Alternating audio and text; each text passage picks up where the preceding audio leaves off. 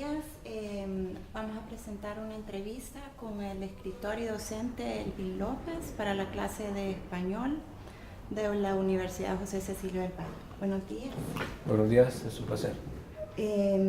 La primera pregunta es, ¿cuál es la importancia para usted del libro en la vida cultural de los pueblos? El libro es, sin duda, como decía Borges, el invento más especial de la humanidad, porque es la extensión de su pensamiento, la extensión de sí mismo. El libro es, por antonomasia, la herramienta principal que tiene el hombre para poder conocer su pasado, para conocer su presente y poder prever su futuro. No veo otra herramienta mejor que el libro para conocerse, para conocer la cultura y para desde ese punto también hacer cultura.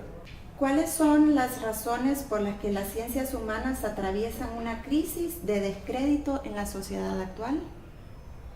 Es una cuestión de predominio del sistema capitalista, en donde ya no le interesa crear personas pensantes, críticas, le interesa crear personas con habilidades y competencias laborales.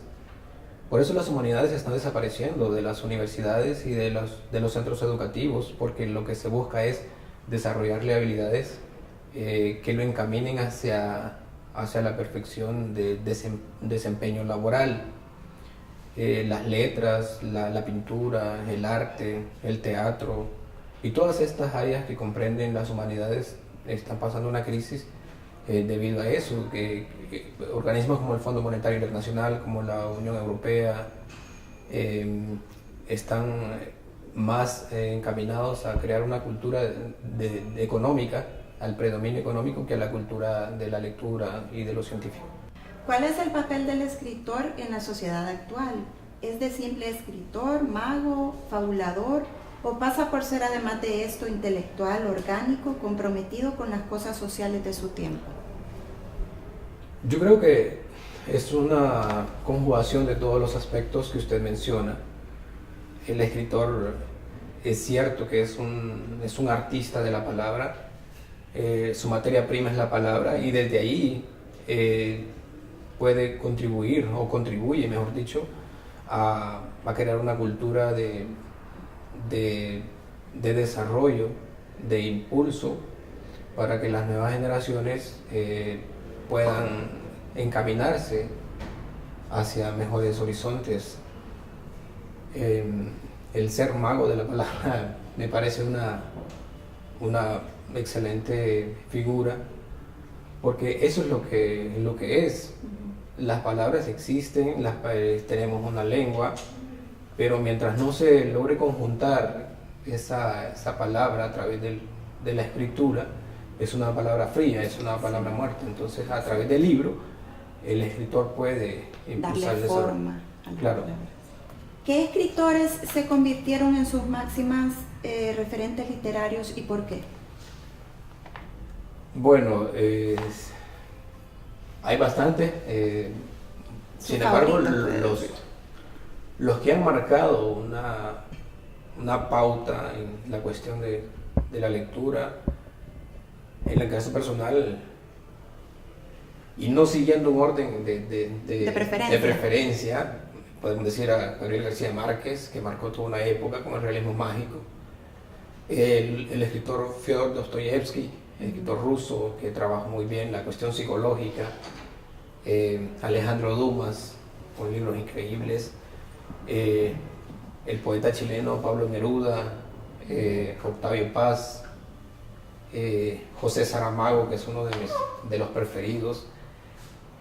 En Honduras, el más destacado para mí es Juan Ramón Molina, y que marcó también toda una época con el modernismo, y como bien lo llama el escritor Miguel Ángel Asturias, el poeta gemelo de Darío. Lastimosamente murió joven, a la edad de 33 años, y no es posible que hubiera alcanzado mucho más éxito y Honduras tuviera un representante internacional en escritura de la talla del mismo Asturias, de Neruda, de Darío. ¿Por qué considera que en nuestro país no existe una cultura libresca como sí la hay en países tan cultos como Francia, Alemania o Argentina o Latinoamérica? Es una cuestión de la evolución histórica de Honduras. Honduras ha tenido una historia muy sangrienta. Lo más importante en Honduras ha sido el fusil, las balas y no los libros. De hecho, los primeros intentos de traer los libros a la educación son con la reforma liberal que impulsa Marco Aurelio Soto y el ministro Ramón Rosa. Debieron traer a un escritor cubano, que es Joaquín Palma, para impulsar la lectura. Entonces estamos hablando de que antes de esa época, de 1876, el libro totalmente desconocido. También lo de la imprenta, por ejemplo, es hasta que Francisco Morazán llega a la presidencia que trae la primera imprenta, cuando las imprentas en los países centroamericanos ya estaban trabajando. Es imposible decir que vamos a tener una cultura de libresca, de lectura, porque el libro es recientemente llegado y de hecho desde el mismo gobierno creo que también se ha menospreciado el libro en sí, el libro, no el libro de texto, que eso es otra cosa. Y, por ejemplo, el gobierno de Villeda Morales impulsó una decisión de quemar los libros, supuestamente libros subversivos. Entonces, si estas acciones son tomadas desde las autoridades mismas que impulsan los procesos educativos, ¿cómo se puede esperar que tengamos una cultura de la lectura, una cultura libresca? Y los libros no son vendidos. La gente lo último que piensa es en comprar un libro. Prefiere comprar las revistas rosa, las telenovelas, pero no los libros en sí. ¿Es positivo el panorama actual para la creación literaria en el país o por el contrario las condiciones culturales son desfavorables para los actuales creadores de rimas y fábulas o incluso usted que me ha dicho que está en una pronta edición de un libro? El panorama no es nada positivo para el escritor hondureño. Primero porque no hay una línea editorial bien definida. El escritor tiene que costear los costos de sus ediciones. Hay poco apoyo.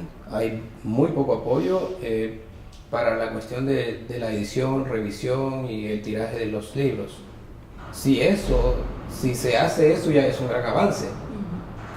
Una vez que el texto ha salido, no tiene mercado, porque no existe la cultura de la lectura. Mucha gente inclusive se sorprende cuando uno saca un libro en un autobús o en un taxi, parece que estuviera fuera de lo común, fuera de moda, porque no existe esa cultura. Entonces no es positivo el ambiente, el libro está siendo descartado de los centros educativos. Lo que le piden hoy a los estudiantes son párrafos o el resúmenes, y con la cuestión de la internet y de las bibliotecas virtuales, el libro en físico incluso hasta llevan los iPads. Exactamente. Ya no les piden. La misma tecnología está propiciando que el texto escrito, el texto en físico esté desapareciendo de la sociedad. En su opinión, ¿el estudio de la literatura y el acercamiento a los libros debe ser una acción libre, personal y desinteresada por parte del sujeto humano o por el contrario debe ser un asunto académico guiado por las escuelas de nuestro país? Yo creo que las dos cosas.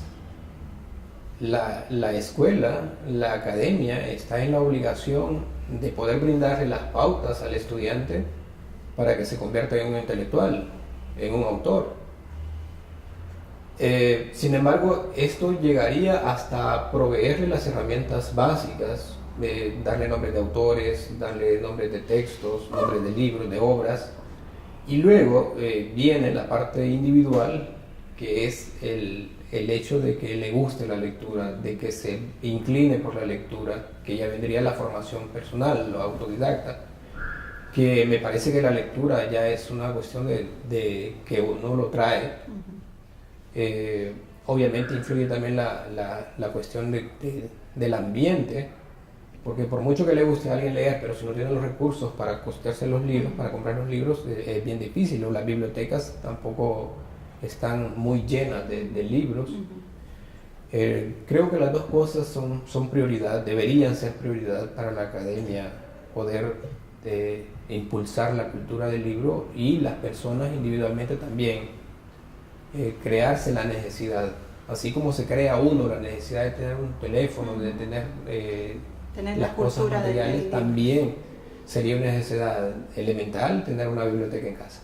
¿De qué forma la lectura de un libro puede perfeccionarnos como individuos y volvernos más justos y sensibles ante las problemáticas de la sociedad actual?